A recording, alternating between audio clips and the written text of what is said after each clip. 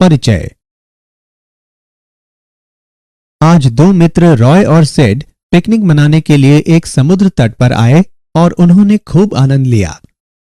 यह तट प्राकृतिक सुंदरता से भरपूर है और मैं इस प्रकार की दृश्यावली बहुत पसंद करता हूं। रॉय, वहां उठती उन ऊंची समुद्री लहरों को देखो, कितनी आकर्षक लग रही हैं, है ना? हाँ, वे तो आश्चर्यजनक हैं। लेकिन क्या तुम्हें पता है कि ये समुद्री तरंगे किस परिघटना का अनुसरण करती हैं? नहीं, क्या तुम मुझे बता सकते हो? हाँ, क्यों नहीं। ये समुद्री लहरें दोलन करती हैं।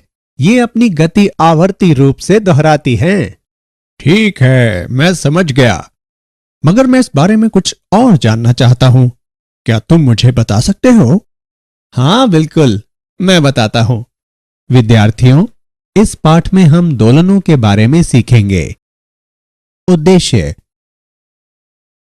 इस पाठ के अंत में आप निम्न करने में सक्षम हो जाएंगे: दोलनों और शब्दावलियों को परिभाषित करना, सरल आवर्त गति को समझना, सरल आवर्त गति को एक समान वर्तुल गति के साथ विश्लेषित करना, सरल आवर्त गति में वेग और त्वरण की गणना करना, सरल आवर्त गति के लिए बल के नियम को परिभाषित करना, सरल आवर्त गति में ऊर्जा की गणना करना, कमानी दोलन को विश्लेषित करना, सरल लोलक के बारे में जानना, अवमंदित सरल आवर्त गति को समझना, प्रणोदित दोलनों तथा अनुनाद को समझना।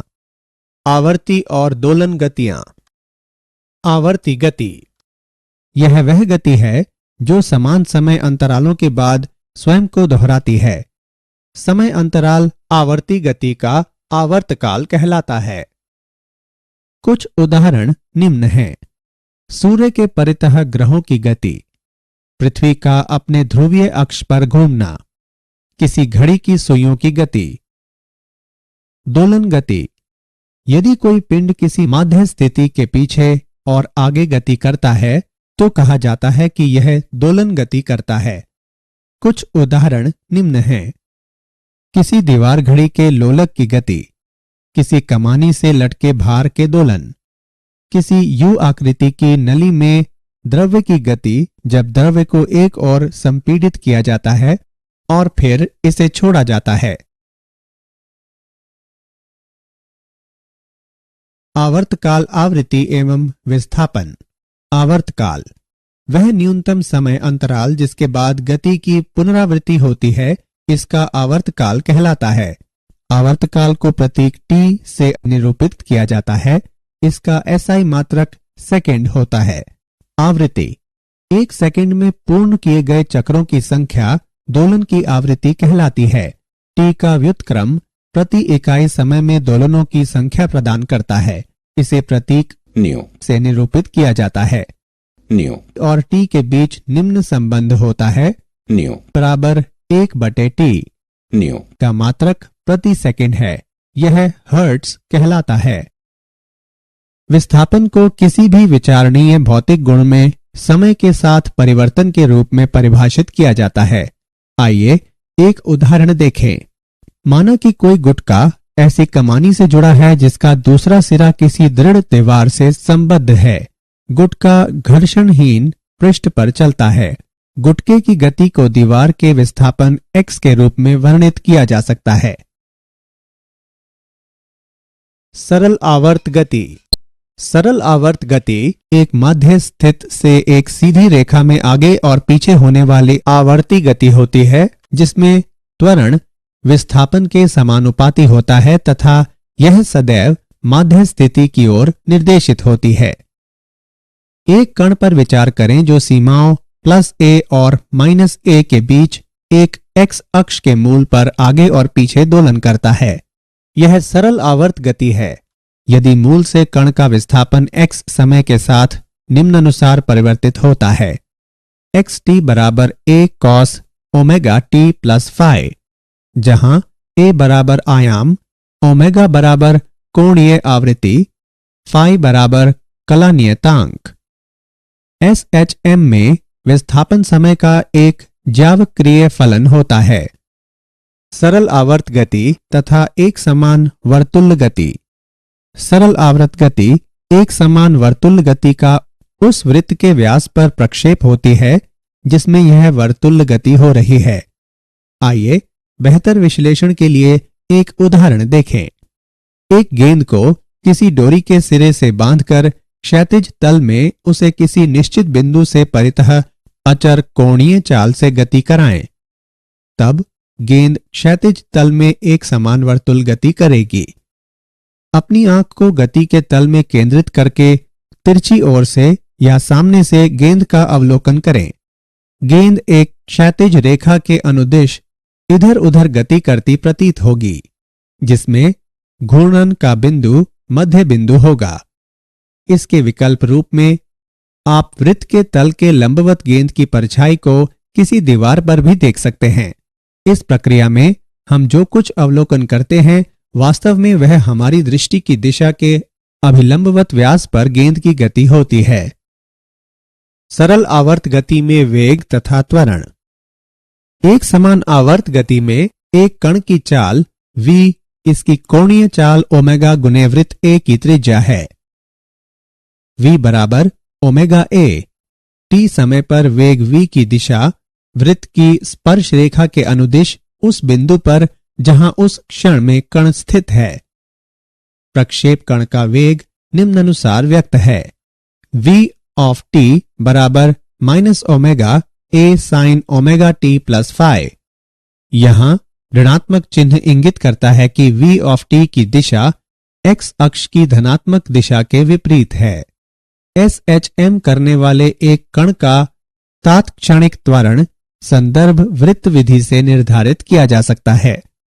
एक समान वर्तुल गति करने वाले कण P के अभिकेंद्री त्वरण का परिमाण v वर्ग बटे a या ओमेगा वर्ग a होता है और यह केंद्र की ओर अर्थात PO के अनुदिश निर्देशित होता है।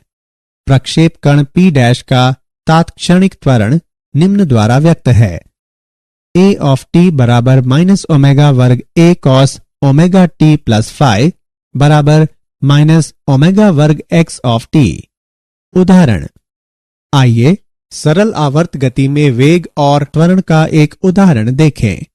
सरल आवर्त गति के लिए जिसका आयाम 3 सेंटीमीटर और आवर्तकाल 5 सेकंड है, सामान्य अवस्था में तथा सामान्य अवस्था से 2 सेंटीमीटर विस्थापन में वेग और त्वरण ज्ञात करें।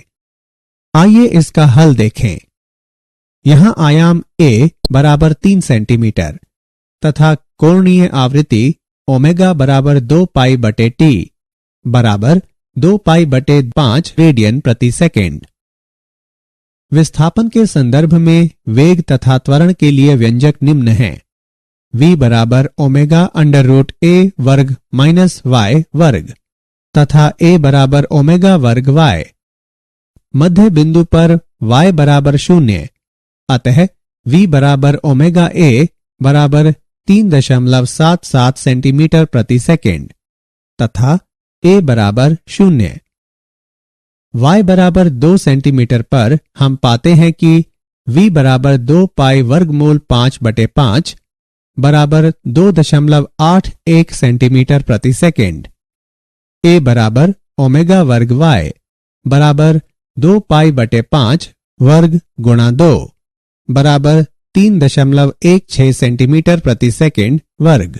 सरल आवर्त गति के लिए बल नियम। सरल आवर्त गति में m द्रव्यमान के कण पर कार्य करने वाले बल की गणना करने के लिए हम न्यूटन के गति के द्वितीय नियम का तथा सरल आवर्त गति करने वाले कण के त्वरण हेतु व्यंजक का उपयोग करते हैं। f ऑफ t बराबर ma। a का मान प्रतिस्थापित करने पर हम पाते हैं कि f ऑफ t बराबर माइनस m ओमेगा वर्ग x of t। f of t बराबर माइनस के x ऑफ t, यहाँ k बराबर m ओमेगा वर्ग, ओमेगा बराबर अंडर रूट k बटे m। बल सदैव माध्य स्थिति की ओर निर्देशित होता है, इसलिए इसे कई बार सरल आवर्त गति में प्रत्यानयन बल भी कहा जाता है। बल x ऑफ t के रैखिक समानुपाती होता है। ऐसे बल के साथ दोलनकर्ता कण रैखिक सरल आवर्ती दोलक कहलाता है। सरल आवर्त गति में ऊर्जा। गतिज ऊर्जा। सरल आवर्त गति करते किसी कण का वेग समय का आवर्ती फलन होता है। विस्थापन की चरम स्थितियों पर यह शून्य होता है। गतिज ऊर्जा निम्न द्वारा व्यक्त है।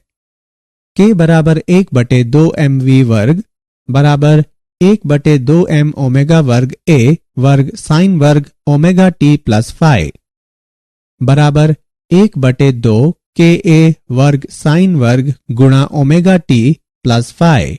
यह समय का आवर्ती फलन भी है जो विस्थापन अधिकतम होने पर शून्य तथा कण के माध्य स्थिति में होने पर अधिकतम होता है। स्थितिज ऊर्जा। कमानी बल F बराबर -kx एक संरक्षी बल है जिससे स्थितिज ऊर्जा संयुक्त होती है। U बराबर 1/2 kx वर्ग। अतः सरल आवर्त गति करते किसी कण की स्थितिज ऊर्जा U ऑफ x बराबर 1/2 kx वर्ग बराबर 1/2 Ka वर्ग कॉस वर्ग ओमेगा t प्लस फाई। अतः सरल आवर्त गति करते किसी कण की स्थितिज ऊर्जा भी T/2 आवर्तकाल के साथ आवर्ती होती है जो माध्य स्थिति में शून्य और चरम विस्थापन पर अधिकतम होती है। कुल ऊर्जा। निकाय की कुल ऊर्जा E बराबर U प्लस K बराबर 1/2 Ka वर्ग साइन वर्ग omega t plus phi plus 1/2 Ka वर्ग कॉस वर्ग ओमेगा t प्लस फाई बराबर 1/2 Ka वर्ग। अतः सरल आवर्ती दोलक की कुल यांत्रिक ऊर्जा समय से स्वतंत्र होती है। कमानी के दोलन। M संहिति का एक गुटका जो रैखिक सरल आवर्ती दोलक है एक कमानी से जुड़ा है। गुटका घर्षण रहित पृष्ठ पर गति करता है। गुटके को खींचकर या धक्का देकर छोड़ दिया जाने पर यह सरल आवर्त गति करता है। हुक के नियम के अनुसार निकाय को विरूपित किए जाने पर उस पर प्रत्यानयन बल लगता है। इस बल का परिणाम विरूपण अथवा विस्थापन के अनुक्रमानुपाती होता है और यह विपरीत दिशा में कार्य करता है। किसी समय t पर यदि गुटके का किसी माध्य स्थिति से विस्थापन x है तो गुटके का कार्य करने वाला प्रत्यानयन बल Fx बराबर -kx। यहाँ k कमानी स्थिरांक है। किसी कठोर कमानी के लिए k का मान अधिक तथा किसी मुलायम कमानी के लिए k का मान कम होता है। निकाय के लिए कोणीय आवृत्ति निम्न द्वारा व्यक्त है। ओमेगा बराबर √k/m तथा दोलक का आवर्तकाल निम्न द्वारा दिया गया है। T बराबर 2 वर्गमूल m/k। सरल लोलक। m द्रव्यमान के एक छोटे गोलक को L लंबाई की एक न खिंचने वाली डोरी से बांधकर एक सरल लोलक बनाया जा सकता है। डोरी का दूसरा सिरा छत में एक टेप से जोड़ दिया जाता है। गोलक पृष्ठ के तल में इधर उधर धुराग्र बिंदु से गुजरने वाली ऊर्ध्वाधर रेखा के बाएं और दाएं दोलन करता है। यह आवर्ती गति माध्य स्थिति से छोटे विस्थापनों के लिए सरल आवर्त गति है। थीटा डोरी द्वारा ऊर्ध्वाधर से बनाया गया कोण है। जब गोलक माध्य अवस्था में होता है तो थीटा बराबर 0 होता है। गोलक पर केवल 2 बल कार्य करते हैं जो निम्न हैं। डोरी में तनाव T, गुरुत्व के कारण ऊर्ध्व बल mg को डोरी के अनुदिश mg cos थीटा तथा इसके अभिलंबवत mg sin थीटा घटकों में वियोजित किया जा सकता है। स्पर्श रेखीय घटक लोलक के धुराग्र बिंदु के परितः एक प्रत्यानन बल आघूर्ण उत्पन्न करता है। यह बल आघूर्ण सदैव गोलक के विस्थापन के विपरीत कार्य करता है ताकि वह गोलक को उसकी केंद्रीय अवस्थिति की ओर वापस ला सके। थीटा बराबर -L mg sin थीटा। निकाय के लिए कोणीय आवृत्ति निम्न प्रकार व्यक्त है। ओमेगा बराबर √mgl/I तथा आवर्तकाल निम्न प्रकार व्यक्त है। T बराबर √I/mgl। चूंकि सरल लोलक की डोरी द्रव्यमानहीन है इसलिए घूर्णी जड़त्व ml वर्ग होगा। अब सरल लोलक का आवर्तकाल निम्न होगा T बराबर वर्गमूल L/G। अवमंदित सरल आवर्त गति। कई बार वायु में गति करते किसी सरल लोलक की गति धीरे धीरे मंद होती जाती है। ऐसा इसलिए होता है क्योंकि वायु का घर्षण बल तथा टेक पर घर्षण बल लोलक की गति का विरोध करते हैं तथा इसकी ऊर्जा का धीरे धीरे क्षय करते हैं। ये अवमंदित दोलन कहलाते हैं। अवमंदित दोलनों में निकाय की ऊर्जा का नियंत्रण क्षय होता है, लेकिन छोटे अवमंदनों के लिए दोलन लगभग आवर्ती रहते हैं। क्षयकारी बल व्यापक रूप में घर्षण बल ही होते हैं। अवमंदन बल परिवेशी माध्यम की प्रकृति पर निर्भर करते हैं। यदि गुटके को एक द्रव्य में डुबोया जाए तो अवमंदन का परिणाम काफी अधिक होगा और ऊर्जा का क्षय अधिक तीव्रता से होगा। अवमंदन बल सामान्यतः गोलक के वेग के अनुक्रमानुपाती होता है तथा यह वेग की दिशा के विपरीत कार्य करता है। यदि अवमंदन बल को Fd से व्यक्त करें तो हम पाते हैं कि Fd बराबर -bv। प्रणोदित दोलन। जब किसी सरल लोलक को छोड़ा जाता है तो यह अपनी स्वाभाविक आवृत्ति ओमेगा के साथ दोलन करता है और ये दोलन मुक्त दोलन कहलाता है। सभी मुक्त दोलन सदैव उपस्थित रहने वाले अवमंदन बलों के कारण समय के साथ समाप्त हो जाते हैं। जब कोई बाह्य बल दोलनों को बनाए रखता है तो ये दोलन परिचालित या प्रणोदित दोलन कहलाते हैं। बाह्य बल स्वयं आवर्ती होता है जिसकी आवृत्ति ओमेगा डी परिचालित आवृत्ति कहलाती है। निकाय अपनी प्रवृत्ति आवृत्ति ओमेगा के साथ दोलन नहीं करता बल्कि बाह्य बल की आवृत्ति ओमेगा डी के साथ दोलन करता है। अनुनाद। परिचालक आवृत्ति का वस्तु के दोलन के प्राकृतिक आवृत्ति के बराबर होने की स्थिति में दोलन के आयाम के अधिकतम होने की परिघटना को अनुनाद कहते हैं। आइए इसे एक उदाहरण से समझें। विभिन्न लंबाइयों के 5 सरल लोलक एक ही डोरी से लटकाए गए हैं। लोलकों 1 और 4 की लंबाइयां बराबर हैं तथा अन्य की लंबाइयां भिन्न हैं। अब हम लोलक 1 को गतिमान करते हैं।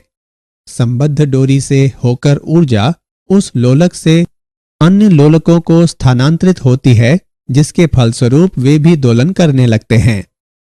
परिचालन बल संबद्ध डोरी द्वारा प्रदान किया गया है। इस बल की आवृत्ति लोलक 1 के दोलन की आवृत्ति के समान होती है। लोलकों 2, 3 और 5 की अनुक्रियाएं हैं। वे पहले विभिन्न आयामों से अपनी अपनी प्राकृतिक आवृत्तियों के दोलन करते हैं, परंतु यह गति अवमंदित हो जाती है और बनी नहीं रह पाती। लोलक 4 की अनुक्रिया लोलकों के इस सेट के विपरीत होती है। यह लोलक 1 के समान आवृत्ति के साथ दोलन करता है और इसका आयाम धीरे धीरे बढ़ता हुआ काफी अधिक हो जाता है। अनुनाद की भांति अनुक्रिया देखी जाती है। मूल्यांकन। आगे बढ़ने से पहले आइए देखें कि आपने कितना सीखा। सही विकल्प को उठाकर उसके संगत स्थान पर रखें।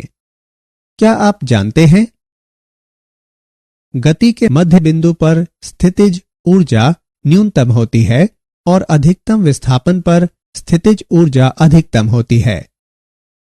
ज्वारीय बलों के कारण समुद्र तल ऊपर उठता और नीचे गिरता है और बनने वाली ज्वारीय धाराओं की दोलन गति होती है।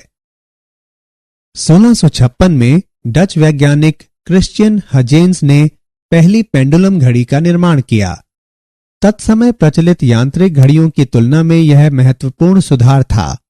इनकी सर्वोत्तम शुद्धता को प्रतिदिन 15 मिनट के विचलन से बढ़ाकर प्रतिदिन लगभग 15 सेकंड तक कर दिया गया। सारांश। आइए हमने जो कुछ सीखा है उसे संक्षेप में दोहराएं।